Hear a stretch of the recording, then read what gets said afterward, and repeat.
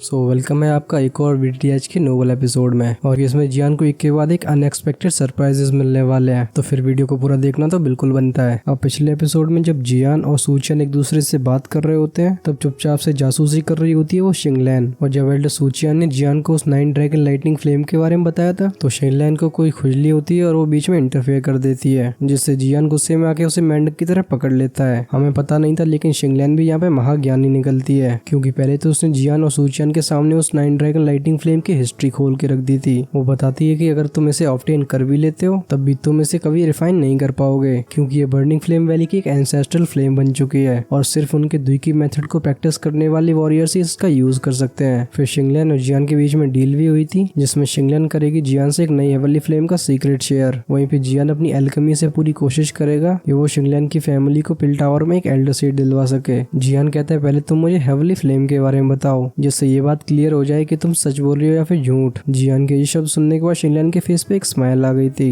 वो एक बार गहराई से सोचने के बाद कहती है कि जिस हेवनली फ्लेम के क्लू के बारे में बात कर रही हूँ, वो भी एक्चुअली में पिल टावर से ही रिलेटेड है। एक समय पे मेरा क्लैन पिल टावर में एक एल्डर सीट को रखता था, इस वजह से पिल टावर से रिलेटेड कुछ इन्फॉर्मेशन को मैं जानती हूँ। जियान अपनी भौहें तान के कहता है, ये पिल टावर फिर से आ गया, क्योंकि अगर पिल टावर हेवनली फ्लेम को कंट्रोल कर रहा होता तो फिर जियान के लिए उसे स्नैच करना बिल्कुल इम्पॉसिबल जैसा था, क्योंकि पिल टावर और जियान अकेडमी में बहुत बड़ा अंतर है। वो जियान अकेडमी की तरह जियान को बिल्कुल भी अलाउ नहीं करते कि वो उनके फैक्शन की हेवनली फ्लेम को रिफाइन कर सके। अब जियान को बर्निंग फ्लेम वैली की क्लियर स्ट्रेंथ के बारे में तो नहीं मालूम था, लेकिन जियान ये अच्छे से जानता था कि उसकी स्ट्रेंथ पिल टावर से टक्कर नहीं ले सकती। तो फिर जियान सोच रहा था कि अगर मैं पिल टावर से पंगे नहीं ले सकता हूँ, तो मुझे अपना ध्यान लगाना चाहिए बर्निंग फ्लेम वैली पे, जिससे चीजें उसके लिए थोड़ी सी आसान हो जाएं। अब शायद शिनलैन ने भी जियान के थॉट्स को सेंस कर लिया था। वो अपना सिर हिलाते हुए कहती है कि तुम्हें इसके बारे में चिंता करने की जरूरत नहीं है। अब क्योंकि वो 9 dragon lightning flame burning flame valley का एक हेयरलूम है, तो तुम इसे ऐसा भी मान सकते हो कि इसको बर्निंग फ्लेम वैली ने ओन कर रखा है। लेकिन मैं जिस हेवनली फ्लेम के बारे में बात कर रही हूँ, वो भले ही पिल टावर से रिलेटेड हो, लेकिन पिल टावर उसे ओन नहीं करता है। जब तक तुम्हारे पास एबिलिटी है, तुम उसे भी पोजेस कर सकते हो। अब क्योंकि यहाँ पे भाग्य की बात आ जाती है, तो पिल टावर इस चीज से इनकार नहीं कर सकता, क्योंकि पिल टावर की बर्निंग फ्लेम वैली से पोजीशन बहुत ही अलग है। शिनलैन की ये बात सुन के जियान थोड़ा सा रिलैक्स फील करता है। जब एल्डर सूचियन भी जियान को देख के इग्नोर कर देते हैं, तो जियान आगे कहता है कि इसके बारे में थोड़ा सा और क्लियरली बताओ, और तुम्हें अगर इसके बारे में पता ही है तो तुम ये भी जानती होगी कि ये किस तरीके की हेवनली फ्लेम है। शिनलैन हंस के कहती है कि बिग ब्रदर शाओ, आपको चिंता करने की जरूरत नहीं है, क्योंकि मैं ये बिलीव करती हूँ कि पिल टावर की वो हेवनली फ्लेम आपको जरूर इंटरेस्ट करेगी। शिनलैन अपनी नॉन एग्जिस्टेंट दाढ़ी को रब करते हुए कहती है कि क्या बिग ब्रदर शाओ को 3000 बर्निंग फ्लेम के बारे में पता है। ये नाम सुन के जियान थोड़ा सा स्टार्टल्ड हो गया था। वो कहता 3000 बर्निंग फ्लेम, वहीं पे उसकी आंखों में एक हॉटनेस को देख सकते हैं। हमारा जियान ऑलरेडी एक लेवल 6 का एल्केमिस्ट बन चुका है, तो उसकी हेवनली फ्लेम की अंडरस्टैंडिंग भी काफी अच्छी हो चुकी है। वो इस 3000 बर्निंग फ्लेम के बारे में भी जानता था। जियान याद करता है कि इस 3000 बर्निंग फ्लेम को 3000 स्टार बर्निंग फ्लेम भी कहते हैं, और ये हेवनली फ्लेम रैंकिंग में 9th रैंक करती है, जो कि हमारे मास्टर याओलाओ की बोन चिलिंग फ्लेम से 2 स्टेप आगे है। और सच में इस तरीके की हेवनली फ्लेम को ढूंढना बहुत ही ज्यादा डिफिकल्ट है। एंशिएंट किताबों में लिखा हुआ है कि जब 3000 बर्निंग फ्लेम फॉर्म होगी, तो आसमान से सिल्वर फ्लेम्स नीचे गिरेंगी, जिससे उसके चारों तरफ 1000 किलोमीटर तक बिल्कुल सब कुछ राख में मिल जाएगा, जहाँ पे दिन और रात के बीच में कोई डिफरेंशिएट नहीं कर पाएगा। उस जगह से न तारे दिखाई देंगे, ना ही सूरज। अब क्योंकि ये सीधे स्टार्स पे एग्जिस्ट करती है, जहाँ पे लोगों का पहुंचना बहुत डिफिकल्ट होता है। इस वजह से बाकी की हेवनली फ्लेम से ये 3000 बर्निंग फ्लेम थोड़ी से ज्यादा लंबे टाइम तक एग्जिस्ट करती है, जिससे इसे इवॉल्व करने के लिए सफिशिएंट टाइम भी मिल जाता है। और इसी रीजन की वजह से ये 3000 बर्निंग फ्लेम एक इंटेलिजेंट बीइंग में इवॉल्व हो जाती थी, जिससे अगर कोई कैप्चर करना चाहे तो वो एक्सट्रीमली डिफिकल्ट होगा। ऑफ कोर्स जो चीज यहाँ पे जियान को सबसे ज्यादा इंटरेस्ट कर रही थी, वो इस 3000 बर्निंग फ्लेम की रैंकिंग नहीं थी, बल्कि जियान इस हेवनली फ्लेम की एक स्पेशल एबिलिटी में बहुत इंटरेस्टेड था, और इसे जानते थे लोग 3000 स्टार्स कॉन्स्टिट्यूशन के नाम से। ऑफ कोर्स ये इसका बस एक अच्छा सा नेम था, क्योंकि जब भी किसी ने 3000 बर्निंग फ्लेम को पोजेस करने वाले इंसान से बैटल करी थी, तो उस एक्सपर्ट की बॉडी को कहा जाता था अनडाइंग बॉडी। अब इस अनडाइंग बॉडी का राज ये था कि जो भी इंसान इस 3000 बर्निंग फ्लेम को पोजेस करता था, उसकी लाइफ फोर्स बहुत ही टेनेशियस हो जाती थी। इस एबिलिटी को द्विकी कॉन्टिनेंट के अंदर डीमन कॉकरोच बीस्ट से कंपेयर किया जाता था, क्योंकि जब तक उस बीस्ट के अंदर थोड़ी सी भी जान बची हुई थी, तब तक वो किसी भी तरीके की इंजरी से सरवाइव कर सकता था, और उसकी रिकवरी स्पीड तो एकदम बहुत ही भयानक थी। लेकिन सरप्राइजेस यहाँ पे खत्म नहीं होते हैं, क्योंकि दुश्मन के लिए अच्छी बात है कि फाइट के बीच में इस अनडाइंग बॉडी वाले इंसान की डेथ हो जाए, वरना इस अनडाइंग बॉडी वाले इंसान के अंदर एक भी सांस रह गई है, तो वो फटाक से एक ड्रैगन की तरह दोबारा उठ सकता है। इस वजह से पास्ट में जिसने भी 3000 बर्निंग फ्लेम को पोजेस किया था, उससे दुश्मनी मोल लेने वाले बहुत ही कम थे, क्योंकि जब तक तुम्हें ये पता है कि कि तुम्हारा एनिमी नहीं मर सकता है तो आखिर तुम चैन की सांस कैसे ले सकते हो। अब ऐसी बात भी नहीं थी कि इस 3000 बर्निंग फ्लेम की वजह से कोई इंसान बिल्कुल इमॉर्टल हो जाता है, क्योंकि कुछ ऐसे अटैक्स भी बने हुए हैं जिन्हें हील करने में इस 3000 बर्निंग फ्लेम को भी डिफिकल्टी होती है, खासकर जब किसी के हेड या फिर हार्ट के ऊपर अटैक किया गया हो। ये केस तब सबसे ज्यादा लागू होता है जब एनिमी की स्ट्रेंथ तुमसे काफी ज्यादा हो, क्योंकि तब तुम्हारा एनिमी तुम्हें बिल्कुल भी रिकवर करने का टाइम नहीं देगा। खैर ओवरऑल जो भी हो, लेकिन एक बात तो यहाँ पे क्लियर हो जाती है, जो इंसान इस 3000 बर्निंग फ्लेम को पोजेस करेगा उसकी लाइफ फोर्स एकदम फ्राइटनिंग लेवल पे चली जाएगी। और इसी एबिलिटी के पीछे पूरी दुनिया पागल थी, जिसमें ऑफ कोर्स हमारा जियान भी शामिल है। जब शिनलैन जियान का ये एक्सप्रेशन देखती है तो उसकी स्माइल और भी ज्यादा बढ़ गई थी। वो जले पे नमक छिड़कते हुए कहती है कि हाँ, इसकी रैंकिंग भी नंबर 9 पे है। तो फिर बिग ब्रदर शाओ, अब बताओ आपको क्या इसमें इंटरेस्ट है। यहाँ पे जियान भी अपने इस 3000 बर्निंग फ्लेम के इंटरेस्ट को बिल्कुल हाइड नहीं करना चाहता था। जियान कहता है आखिर ऐसा कौन इंसान होगा जो इसमें इंटरेस्टेड नहीं होगा, लेकिन जियान कुछ सोचने के बाद कहता है कि अगर ये 3000 बर्निंग फ्लेम पिल टावर के अंदर है तो इतनी स्पेशल हेवनली फ्लेम को वो डेफिनेटली अच्छे से प्रोटेक्ट कर रहे होंगे, फिर मेरे लिए इसे ऑब्टेन करना कैसे आसान हो सकता है। जियान की आवाज सुन के हमारे एल्डर सूचियन भी एक नोड कर देते हैं। वो एक डीप आवाज में कहते हैं सच में पिल टावर अपनी रेपुटेशन का बिल्कुल वर्दी है, क्योंकि इस लेवल के हेवनली फ्लेम को पोजेस करना हर किसी के बस की बात नहीं है। वो कहते हैं कि जियान ने बिल्कुल सही कहा है, अगर जियान को ये वाली हेवनली फ्लेम मिल भी जाती है तब भी उसकी पिल टावर के साथ एक गहरी दुश्मनी हो जाएगी। और अगर मैं ऑनेस्टली बताना चाहूँ तो भले 3000 बर्निंग फ्लेम काफी रेयर हो, पर मुझे ऐसा नहीं लगता है कि जियान को इसके बदले में पिल टावर से पंगे लेने चाहिए। एल्डर सूचियन जियान से कहते हैं कि एक बार पिल टावर ने तुम्हारे टीचर को भी ज्वाइन करने के लिए इनवाइट किया था, जहाँ पे याओ जुनजे ने इस ऑफर को रिजेक्ट कर दिया था, लेकिन उसके बाद भी तुम्हारे टीचर पिल टावर की काफी इज्जत करते थे। एल्डर सूचियन की आवाज सुन के जियान के फेस की वो स्माइल चली गई थी। जियान को भले ही पिल टावर के बारे में ज्यादा ना पता हो, पर जियान ये जानता था कि पिल टावर में द्विगी कॉन्टिनेंट के टॉप एल्केमिस्ट आते हैं। इस वजह से पिल टावर को एल्केमिस्ट का एक होली ग्राउंड माना जाता है, और सच में ऐसे भयानक फैक्शन से दुश्मनी मोल लेना जियान के लिए बिल्कुल अच्छी बात नहीं है। लेकिन शिनलैन का इस बात पे भी कोई रिएक्शन नहीं था। वो एक स्माइल के साथ एक्सप्लेन करते हुए कहती है कि बिग ब्रदर शाओ, तुम इतनी चिंता क्यों कर रहे हो। अगर तुम किसी तरीके से 3000 बर्निंग फ्लेम को सबड्यू कर लेते हो तो इसका मतलब ये है कि तुम्हारे पास वो एबिलिटी है। इस रीजन की वजह से पिल टावर तुमसे बिल्कुल भी दुश्मनी नहीं करेगा, क्योंकि भले ही पिल टावर ने 3000 बर्निंग फ्लेम को डिस्कवर किया हो, लेकिन अभी तक इसे कोई भी रिफाइन नहीं कर पाया है। वो थोड़ी सी सोचने के बाद कहती है कि अगर हम टाइम की बात करें तो पिल टावर ने इस 3000 बर्निंग फ्लेम को काफी टाइम से डिस्कवर कर लिया था। तब से पिल टावर के सारे एक्सपर्ट्स ने इसे सबड्यू करने की पूरी कोशिश करी है, लेकिन उनके वो सारे के सारे एफर्ट्स बिल्कुल फ्यूटाइल थे। उनकी खटिया तो तब खड़ी हो गई जब इस 3000 बर्निंग फ्लेम ने रिटेलिएट किया। इस वजह से पिल टावर को भी इस हेवनली फ्लेम को सील करना पड़ा है। बस इशू ये हो रहा है कि ये सील हमेशा के लिए लास्ट नहीं करेगी। आफ्टर ऑल 3000 बर्निंग फ्लेम कोई नॉर्मल फ्लेम नहीं है, बल्कि एक इंटेलेक्चुअल बीइंग में ट्रांसफॉर्म हो चुकी है। अभी जियान अपनी चेयर पे बैठ के शिनलैन को ध्यान से ऑब्जर्व कर रहा था। शिनलैन कहती है कि पिल टावर और इस हेवनली फ्लेम की यही कंडीशन काफी टाइम से चल रही है। पिल टावर ये भी जान चुका है कि इस 3000 बर्निंग फ्लेम को, जो कि ऑलरेडी अपना इंटेलेक्ट पोजेस करती है, इसे फोर्सफुली सबड्यू करना बहुत डिफिकल्ट है। जिसके बाद पिल टावर में काफी लंबी मीटिंग्स भी चली थी। सबने मिलकर ये डिसाइड किया कि जो भी इसे सबड्यू करेगा ये 3000 बर्निंग फ्लेम भी उसी को बिलोंग करेगी। भाई ऑनेस्टली स्पीकिंग मैं बता नहीं सकता हूँ मैं कितना एक्साइटेड हूँ अभी, क्योंकि जब जियान इसे सबड्यू करेगा ना, और उसके बाद जो सीन होने वाले हैं वो तो नेक्स्ट लेवल पे होंगे। खैर चलो स्टोरी पे वापस चलते हैं। शिनलैन की ये बात सुन के एल्डर सूचियन और जियान दोनों स्टंड रह गए थे। वो कहते हैं पिल टावर एक्चुअली 3000 बर्निंग फ्लेम को ऐसे ही डोनेट कर रहा है। इसका रिप्लाई करते हुए शिनलैन कहती है ऑफ कोर्स इसकी भी एक लिमिटेशन है। पिल टावर हर एक 30 साल के बाद एक बहुत ही बड़ी पिल गैदरिंग को हेल्ड करता है, जहाँ पे इस द्विकी कॉन्टिनेंट के सबसे खतरनाक लेवल के एल्केमिस्ट पार्टिसिपेट करते हैं। ये बात सुन के जियान बड़बड़ाते हुए कहता है पिल गैदरिंग। तभी हमारा ध्यान जाता है एल्डर सूचियन की तरफ। वो एक स्माइल के साथ एक्सप्लेन करते हुए कहते हैं कि ये पिल गैदरिंग तो द्विकी कॉन्टिनेंट का एक बहुत ही बड़ा इवेंट होता है, क्योंकि इसका लोग बहुत ही बेसब्री से इंतजार करते हैं, जहाँ पे पूरे कॉन्टिनेंट के जीनियस आके अपना एफर्ट मारते हैं। ऑफ कोर्स जिसे भी यहाँ पे सक्सेस मिलती है वो द्विकी कॉन्टिनेंट में बहुत फेमस हो जाता है। मुझे याद है एक बार पिल गैदरिंग में तुम्हारे टीचर ने टॉप स्पॉट को हासिल किया था, मतलब बेसिकली वो बने थे चैंपियन, और वही टाइम था जब तुम्हारे टीचर की कथाएं पूरे द्विकी कॉन्टिनेंट में फैलने शुरू हो गई थी। एल्डर सूचियन की बात सुन के जियान पूरी तरीके से स्टंड हो गया था, क्योंकि उसे ये बिल्कुल पता नहीं था कि उसके टीचर एक बार इस सो कॉल्ड पिल गैदरिंग के चैंपियन भी रह चुके हैं। ऑफ कोर्स जियान के साइड में जो शिनलैन खड़ी हुई थी वो भी ये टॉपिक सुन के पूरी स्टंड रह गई थी, जिसके बाद वो जियान की तरफ एकदम डब्बे की तरह मुंह फाड़ के देखती है। ऑफ कोर्स क्योंकि वो सेंट्रल प्लेन से आई थी तो वो क्लियरली जानती थी कि एक पिल गैदरिंग चैंपियन क्या रिप्रेजेंट करता है। उसने कभी नहीं सोचा था कि जियान के टीचर इतने ज्यादा महान होंगे। वो कहती है तभी मैं कहूँ बिग ब्रदर शाओ की इतनी कम एज में ऐसे अचीवमेंट्स कैसे हैं। जियान अपनी आंखें नैरो करके कहता है तो तुम्हारे कहने का मतलब है कि इस पिल गैदरिंग से रिलेटेड उस हेवनली फ्लेम का डिस्ट्रीब्यूशन है। ये सुन के शिनलैन भी नोड कर देती है। वो आगे बताती है कि जब तक कि कोई पिल गैदरिंग में टॉप 10 में एंटर कर जाता है उसे पिल टावर के बहुत ही रिच रिवॉर्ड्स के साथ साथ इस 3000 बर्निंग फ्लेम को सबड्यू करने का मौका भी दिया जाएगा। अब कोई अपने इस अटेम्प्ट में सक्सेसफुल हो सकता है, ये तो उसकी पूरी एबिलिटी पे डिपेंड करेगा। तो फिर बिग ब्रदर शाओ, अगर आप अपने ऊपर कॉन्फिडेंट हो, आपको डेफिनेटली स्पिल गैदरिंग में पार्टिसिपेट करना ही चाहिए, क्योंकि यही एक ऑफिशियल तरीका है जिससे आप इस 3000 बर्निंग फ्लेम को ऑब्टेन कर सकते हो। तभी हमारा ध्यान शिफ्ट होता है जियान की तरफ, जो कि इस समय गहरी गहरी सांसें ले रहा था, और हम उसके चेहरे पे एक एक्साइटेड एक्सप्रेशन को देख सकते हैं, क्योंकि इतनी कम एज में इतनी खतरनाक अचीवमेंट्स की वजह से जियान भी अपने ऊपर काफी प्राउड फील करता था। तो फिर जियान भी बाकी के सो कॉल्ड जीनियस से मिलना चाहता था, खासकर जब बात हो रही हो 3000 बर्निंग फ्लेम की। तो फिर जियान आखिर एक्साइटेड क्यों नहीं होता। साइड में खड़ी शिंगलियन एक टीजिंग स्माइल के साथ कहती है कि बिग ब्रदर शाओ, अब बताओ मेरा ये लुक कैसा लगा। शिंगलियन की ये बात सुन के जियान के फेस से वो जोकर वाली स्माइल आ गई थी।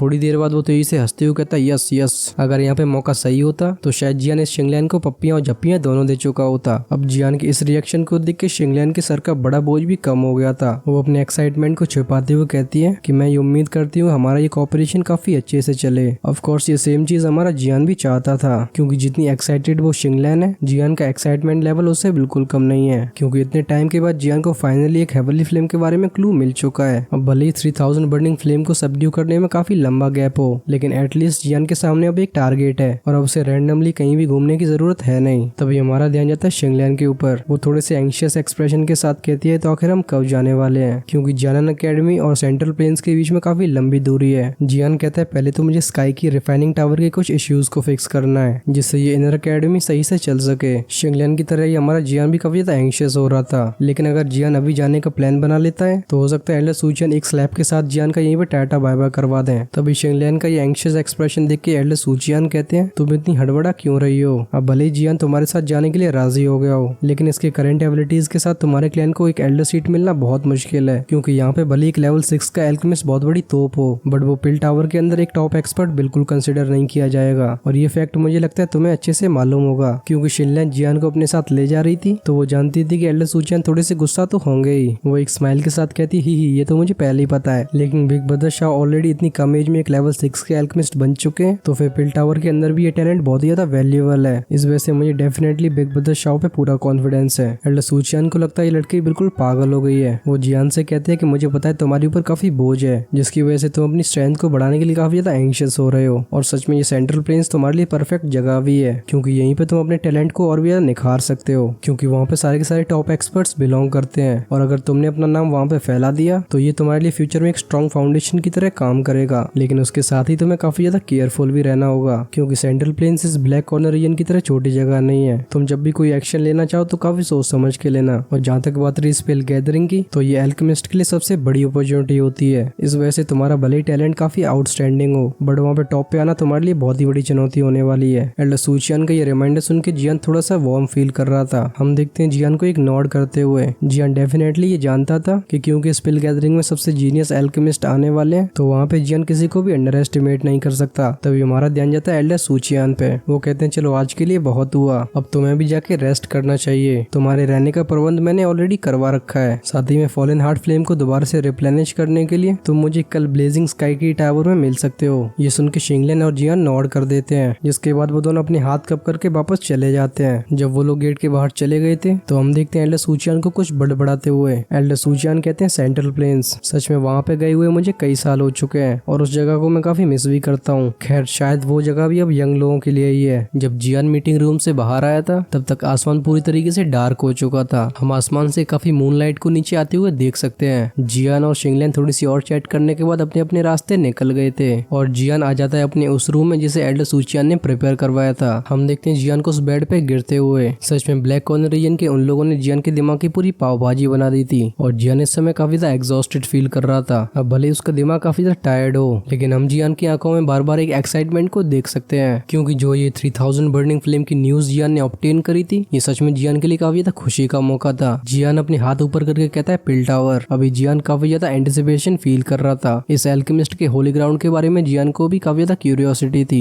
क्योंकि अगर जियान के वहाँ पे चर्चे फैल जाते हैं तो मास्टर याओ को भी इस बात से काफी खुशी होगी। तभी जियान को एल्डर सूचियन का वो रिमाइंडर याद आता है, जिससे उसका एक्सप्रेशन थोड़ा सा सोलम हो गया था। अब वो सेंट्रल प्लेन्स दुकी कॉन्टिनेंट का एकदम मिडिल रीजन है, तो वहाँ पे जो एक्सपर्ट्स की क्वालिटी होगी वो डेफिनेटली जामा एम्पायर और इस ब्लैक कॉर्नर रीजन से बहुत आगे होगी। और जियान की जो अभी की स्ट्रेंथ है उसके हिसाब से तो इस ब्लैक कॉर्नर रीजन में भी फियरलेस नहीं वेव कर सकता। तो फिर सेंट्रल रीजन की तो बात ही छोड़ दो। जियान अपना सिर हिलाते हुए कहते हैं लगता है मुझे शुरुआत में थोड़ा सा डिफेंसिव रहना होगा, क्योंकि अगर मेरे हाथों से कोई ट्रबल क्रिएट हो गया तो मेरे लिए वहां से भागना भी डिफिकल्ट हो जाएगा। हम देखते हैं जियान को अपने बेड पे एकदम क्रॉस सीटेड पोजीशन पे बैठते हुए, और जब वो एक बार फ्लिक करता है तो उसके सामने करीब 10 फुट लंबे बोन विंग्स आ चुके थे। अब ये बोन विंग्स थोड़े से ट्रांसपेरेंट से लग रहे थे, जिससे इनकी ब्यूटी एकदम नेक्स्ट लेवल पे चली जाती है। हम इनकी बोन्स के अंदर किसी सब्सटेंस को फ्लो करते हुए भी देख सकते हैं, जो कि जियान को एक लाइफ फोर्स फील करवा रहा था। अब खैर ये वही बोन विंग्स थे जिसे जियान ने एक हाई प्राइस में ब्लैक एम्पर सेक्ट से खरीदा था। जियान शुरुआत से इन बोन विंग्स का यूज करते हुए स्काईबर्ड 9 फ्लाइंग विंग्स को क्रिएट करना चाहता था, क्योंकि अगर इसे रिफाइन करने में जियान सक्सेसफुल हो जाता है तो उसके पास अपनी जान को बचाने का एक और ट्रम्प कार्ड आ जाएगा। हालांकि जियान ने इसको पर्सनली विटनेस नहीं किया है, लेकिन उसे लग रहा है इसके बाद उसकी स्पीड को कोई मैच नहीं कर सकता।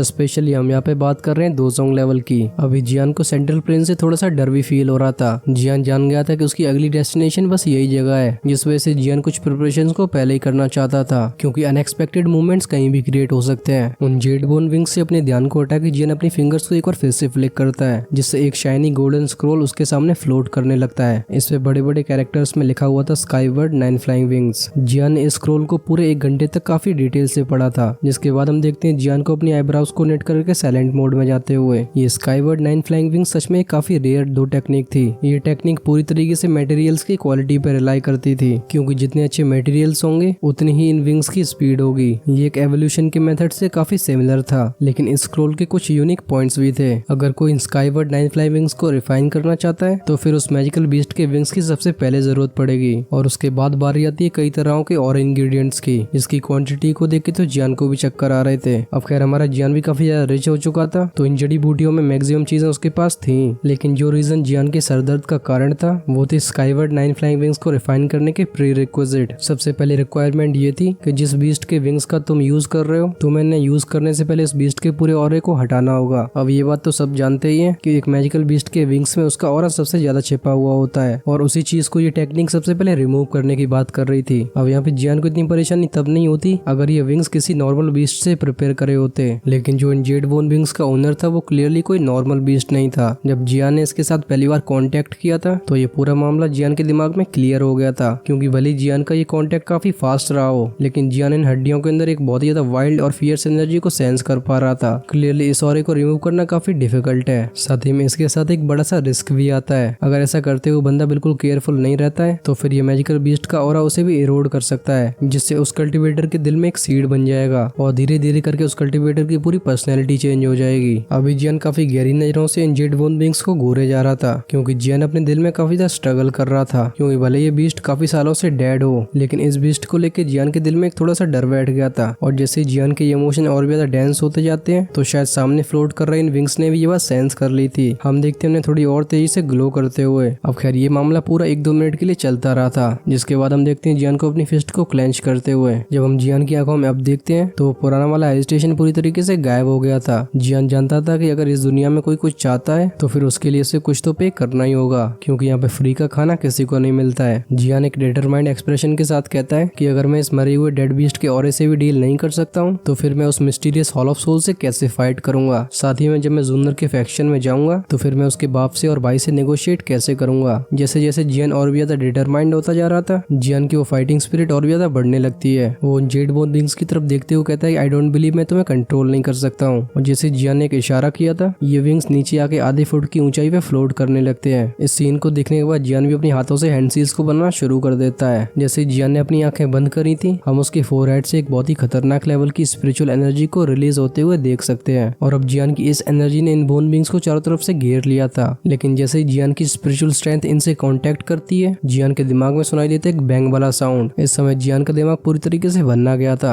जियान के सामने की पूरी दुनिया एकदम बदलती हुई दिखाई दे रही थी। वो अपने आप को एक ऐसी दुनिया में पाता है जहाँ पे लाइफ का कोई नामो निशान नहीं है, और इस समय जियान की स्पिरिट आसमान में सस्पेंडेड थी। लेकिन जब उसका ध्यान नीचे की तरफ गया था तो जियान को कुछ समझ में आ गया था। वो कहता है अच्छा ये सीन तो इन बोन विंग्स के अंदर का है, लेकिन इसके वो ऑरे को मैं आखिर क्यों नहीं फील कर पा रहा हूँ। खैर जब तक जियान चारों तरफ काफी ध्यान से देखता है, हम देखते हैं जियान के अराउंड के स्पेस को थोड़ा सा फ्लक्चुएट होते हुए इमीडिएटली एक ग्रे कलर की हवा चारों तरफ फैलने लगती है, और इस हवा से फॉर्म होती है लाल कलर की बड़ी सी आंखें। In blood colour light pillars ने जियान के ऊपर फोकस कर लिया था। जब ये ब्लड कलर का लाइट पिलर अपीयर होता है तो फिर इसकी ब्लडी स्टेंच को स्मेल करके जियान का एक्सप्रेशन भी एकदम चेंज हो गया था, क्योंकि इसमें से वो वॉयलेंस बिल्कुल भी छुप नहीं रहा था। जियान सेंस करता है कि जैसे ही वो इसके कांटेक्ट में आया है अब उसके वो गुस्से वाले इमोशंस भी ट्रिगर होने लगे हैं, यानी कि ये चीज औरों को भी इफेक्ट कर सकती है। खैर जियान के अंदर का ये चेंज उसके दिमाग से नहीं छिपता है। जियान कहते हैं सच में ये काफी ज्यादा स्ट्रेंज बात है। वो फटाक से अपने दिमाग को काम करने की कोशिश करने लगता है। जब जियान इन नेगेटिव इमोशंस को अपने दिल में से निकाल रहा था तभी हमें सुनाई देता एक तेजी से रोर। इस रोर की वजह से उस ग्रे कलर की हवा में रिपल्स क्रिएट हो गई थी।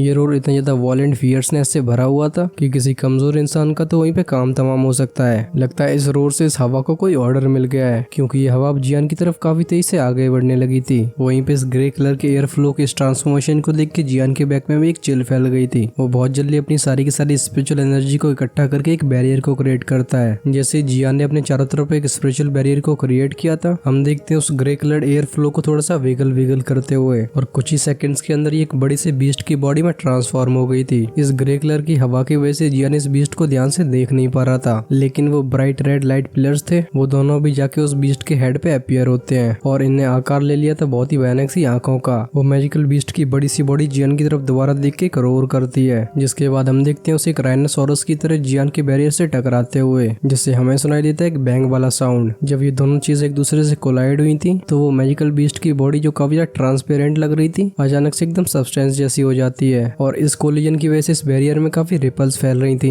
वहीं पे जियान के स्पिरिट के अंदर से हमें एक मफल्ड साउंड आते हुए देखते हैं। करेंटली जियान अपने स्पिरिचुअल फॉर्म में था। उसकी ये स्पिरिचुअल स्ट्रेंथ आउटसाइड वर्ल्ड और उसके रियल बॉडी से सीधा कनेक्टेड थी। तो अगर जियान की स्पिरिट बॉडी किसी तरीके से सफर करती है तो वो इंजरी सीधा जियान के सोल पे भी होंगी। जियान एक गहरी सी सांस लेने के बाद दोबारा से अपनी स्पिरिचुअल स्ट्रेंथ को सप्लाई करना शुरू कर देता है, जिससे ये स्पिरिचुअल बैरियर दोबारा से स्टेबलाइज हो जाए। लेकिन अचानक से जियान का एक्सप्रेशन चेंज हो गया था, क्योंकि जब ये मिस्टीरियस ग्रे कलर की एनर्जी से बना मैजिकल बीस्ट उससे टकराता है तो चुपके से उसकी एनर्जी ने इस बैरियर के अंदर एंटर कर लिया था, और अब जियान का एक्सप्रेशन भी काफी ज्यादा सीरियस हो गया था। जियान की स्पिरिचुअल बॉडी की जिस पार्ट को ये ग्रे एनर्जी टच करती है, जियान फटाक से उस पार्ट को पूरी तरीके से हटाई देता है। अब बेसिकली जियान की बॉडी एनर्जी थ्रेड से बनी हुई थी, तो उसने एक थ्रेड को स्कैटर कर दिया था। जियान दोबारा से अपनी स्पिरिचुअल स्ट्रेंथ को रिलीज करके एक और बैरियर को तैयार करता है। जैसे जियान की इस स्पिरिचुअल बैरियर की एक लेयर बनी थी, तभी वो मिस्टीरियस बीस्ट की इल्यूजनरी बॉडी जो कि रिपेल हो चुकी है, वो अपनी फॉर्म को दोबारा से चेंज करना शुरू कर देती है। हम देखते हैं उसे पहले की तरह दोबारा से उस बैरियर में टकराते हुए, और इस कोलिजन की वजह से जियान के मुंह से वो आ से आह वाला साउंड भी निकल गया था। वो अपनी हैंड सील्स को चेंज करता है, जिससे जियान की एनर्जी से बना वो स्पिरिचुअल थ्रेड दोबारा से स्कैटर हो जाता है। और अब जियान जब दोबारा से इस इल्यूजनरी मैजिकल बीस्ट को देख रहा था तो उसका एक्सप्रेशन काफी ज्यादा ग्लूमी हो गया था। ये सच में काफी अनएक्सपेक्टेड बात थी, एक डेड बीस्ट का ऑरा इतना खतरनाक हो सकता है। अगर यहाँ पे जियान की जगह कोई नॉर्मल एक्सपर्ट होता तो शायद उसकी रैशनैलिटी के ऊपर इस बीस्ट ने ऑलरेडी कब्जा कर लिया होता, जिसके बाद वो एक ऐसी किलिंग मशीन बन जाता जो सिर्फ लोगों को मारने के बारे में ही सोचती है। खैर यहाँ पे भले ही जियान हो, पर इन दो कोलिजन्स की वजह से जियान की स्पिरिचुअल एनर्जी काफी डिक्लाइन हो गई थी। वहीं पे जो दूसरी तरफ ग्रे कलर का एयर फ्लो था वो किसी भी तरीके की वीकनेस को शो नहीं कर रहा था। जियान इसके अंदर से एक इंटेलिजेंस को भी सेंस कर पा रहा था, और अगर ये कंडीशन थोड़े और समय तक चलती रहती है तो डेफिनेटली जियान यहाँ पे पूरी तरीके से एग्जॉस्ट हो सकता है। जियान कहता है मैं इस तरीके से और आगे नहीं बढ़ सकता हूँ, क्योंकि जब इस इल्यूजनरी फिगर को जियान दोबारा से देखता है तो न जाने कहां से उसके दिल में एक डर आ गया था, और वो क्लियरली इस ग्रे कलर की हवा के इन्फ्लुएंस की वजह से है। खैर जब जियान ये सब सोच रहा होता है तभी वो इल्यूजनरी मैजिकल बीस्ट दोबारा से उस ग्रे एनर्जी को इकट्ठा करने लगता है, और अब जो इसने अपनी दहाड़ रिलीज करी थी उसमें जियान एक हल्के से रेडिक्यूल को भी फील कर पा रहा था। जब जियान इस मैजिकल बीस्ट को फिर से अपनी तरफ आते हुए देखता है तो उसके चेहरे का एक्सप्रेशन काफी ज्यादा सोलम हो गया था। हम देखते हैं जियान को फटक से हैंड सील्स को चेंज करते हुए। जियान के हैंड सील्स के चेंज करने के साथ ही एक हमें ची का साउंड सुनाई देता है, और अब जियान की बॉडी को कवर कर लिया था एक इनविजिबल फ्लेम ने, और जब ये मैजिकल बीस्ट का इल्यूजनरी फिगर इससे टकराता है तो हम इसकी बॉडी से भी चीची का साउंड बाहर आते हुए देख सकते हैं। साथ ही में अब ये तेजी से फड़फड़ाने लगा था। देखते ही देखते ये जियान के सामने पूरी तरीके से डिसअपियर भी हो जाता है। लगता है जियान के चारों तरफ फैली इस ग्रे कलर की हवा ने भी जियान की इस फ्लेम को सेंस कर लिया था, क्योंकि अब ये केयरलेसली जियान के पास आने की बिल्कुल कोशिश नहीं करती। इस अनएक्सपेक्टेड चेंज को देख के जियान भी खुश हो जाता है, क्योंकि जियान का ये वाला एक्शन एकदम रैंडम था।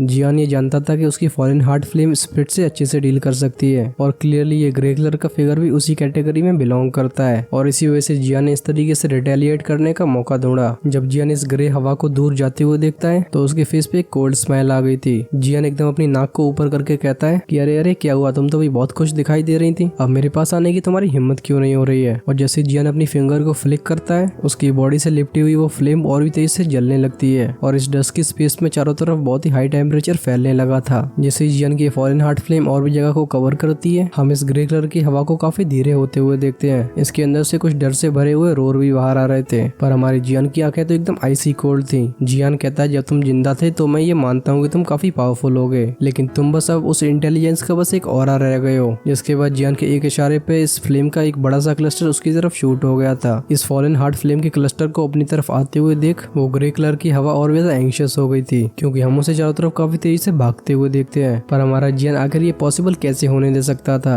जियान की हेवली फ्लेम को कंट्रोल करने की एबिलिटी इतनी अच्छी हो चुकी थी कि ये फॉलन हार्ट फ्लेम उसके पीछे एकदम साई की तरह लगी रहती है। और अब तक जियान के ये फ्लेम के क्लस्टर कई बंडल्स में डिवाइड हो गए थे, जो कि अपना अपना मुंह खोल के इस ग्रे हवा को अपने अंदर स्वालो करने लगते हैं। फिर क्या था, वो ग्रे कलर का एयर फ्लो पूरी तरीके से सफा चट हो जाता है और ये फॉलन हार्ट फ्लेम के क्लस्टर्स भी जियान की स्पिरिचुअल बॉडी में वापस आ चुके थे। तभी जियान अचानक से ये फील करता है कि उसकी स्पिरिचुअल स्ट्रेंथ थोड़ी सी इंक्रीज हो चुकी है। इस फैक्ट को रियलाइज करने के बाद जियान बहुत ज्यादा खुश हो गया था, क्योंकि अपनी स्पिरिचुअल स्ट्रेंथ को ग्रो करना बहुत ही ज्यादा डिफिकल्ट टास्क है। अगर अपनी कोई स्पिरिचुअल स्ट्रेंथ को इंक्रीज करना चाहता है तो फिर उसका पहला मेथड है ब्रेक थ्रू करना, और दूसरा तरीका ये है कि वो नेचुरल ट्रेजर्स को कंज्यूम करे, क्योंकि उससे भी स्पिरिचुअल स्ट्रेंथ इंक्रीज हो सकती है। लेकिन जियान की करंट की स्पिरिचुअल स्ट्रेंथ एकदम अचानक से बढ़ने लगी थी, और ये पूरा मैटर इस ग्रे कलर के एयर फ्लो से रिलेटेड है। अब क्योंकि शेर के मुंह पे एक बार खून लग गया है तो फिर जियान इस मौके को कैसे जाने दे सकता था। हम देखते हैं जियान की बॉडी से कई फॉलन हार्ट फ्लेम के क्लस्टर्स को बाहर आते हुए, जो कि अपना अपना ग्रुप बना के इन ग्रे कलर की हवाओं को चेज करने लगते हैं। और जो ये ग्रे कलर का एयर फ्लो अपने आप को पहले तीसमार खान समझ रहा था, अब इसकी वो कुत्ते वाली हालत हो गई थी जिसने अपना घर खो दिया हो। जैसे जैसे जियान के ये फॉलन हार्ट फ्लेम के क्लस्टर और ज्यादा चेज करना शुरू कर देते हैं, वैसे ही ये ग्रे कलर के एयर फ्लो और ज्यादा इनका फूड बनते जा रहे थे।